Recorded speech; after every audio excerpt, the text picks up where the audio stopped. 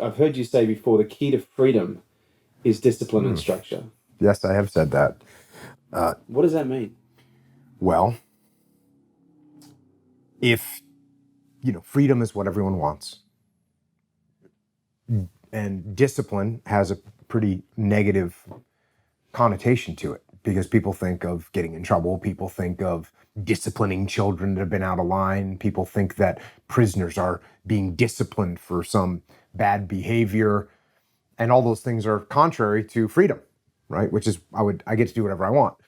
But from everything that I have seen, if you actually want to have freedom in your life, the only way to get there is actually through discipline. And so the examples I talk about all the time are, number one, financial freedom. Everyone wants financial freedom. Well, how do you get financial freedom? You have to have financial discipline. You have to work hard. You have to save your money. You have to not buy things that you don't actually need and instead take that money and invest it into things that are going to be productive for you financially. So in order to have financial freedom, you have to have financial discipline. The other classic example that I talk about all the time is free time. Everybody wants to have more free time. Of course, we're going to have more free time. How do you get more free time? You have more discipline. You have a more disciplined time management schedule. You have more discipline in saying no to things that aren't productive in your life, because we say yes to things and all they do is eat up our time and they don't give us anything in the end. And a really obvious example of that is YouTube, right? The internet, right? But YouTube specifically, because when you watch one video that you wanted to see on YouTube, they've programmed this thing, right? A rack of new videos comes up. And those videos are so incredibly specifically targeted to know and understand your brain and know what videos there's almost no way you could resist wanting to watch.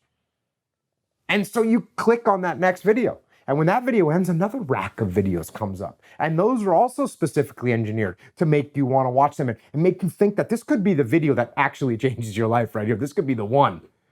And so you click on that one. And the next thing you know, you've wasted, 47 minutes of your time watching videos that have had no impact on you or not going to help you in any way. And by the way, they devolve and take you into a much less meaningful place the longer you watch them for. And so those are things. If you want to have more free time, you need to have the discipline to say no to the things that aren't actually productive in your life. And it's the same thing with just about anything that human beings want to have freedom around. If you want physical freedom to move around and to be active, well, then you have to have the discipline to exercise and to eat properly. If you want to have freedom in your team, then you actually have to have a disciplined team that knows and understands the procedures and knows and understands the expectations and won't go outside the bounds of what they're supposed to do. And once they have that discipline, you can go and let them run. You can let them run wild because they're going to stay within the bounds of what they're supposed to be doing. So that's why the phrase discipline equals freedom is very, very powerful. And a lot of people want to skip to the freedom, and you can't do that. It doesn't work. Do you think when discipline is applied for extended periods of time, it actually allows life to become a little bit more effortless? Oh, absolutely. Yeah, absolutely. Why is that? Well, because the more discipline you impose in your life, the more freedom you actually end up having. Yeah.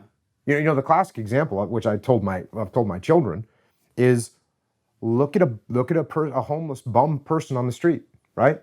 Not saying all of them. Some people tragically have hard circumstances, and I'm not talking about them, but many people that are on the streets, bums, homeless, they got there in an effort to find freedom, right? You know what I'm going to do? I'm not going to go to that job again. You know what I'm going to do instead? I'm going to drink booze, or I'm going to do this drug because I'm free. I'm going to do whatever I want. And you fast forward down that train and you end up in the street. Now you're a slave. You've got to beg for money. You've got to beg for food. You're a slave to the bottle. You're a slave to the needle. You're a slave now. Your effort to be free actually resulted in slavery. Now, at the other end of that, a good example is you take, either someone that worked very hard, was highly disciplined, saved their money, and by the time they go down that road, depending on when they decide to make that transition in their life, they can do whatever they want. They can be very, very free.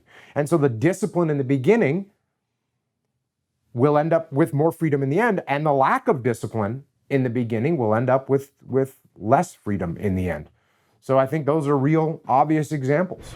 There you have it, guys. Thanks for tuning in to Unstoppable with me, your host, Kerwin Rae. And please do not forget to subscribe to our YouTube channel where you get to see all of these interviews in the flesh. Share this podcast with your friends. I would love to hear what you guys think. Check us out on all social media on the handle @Kerwin Rae.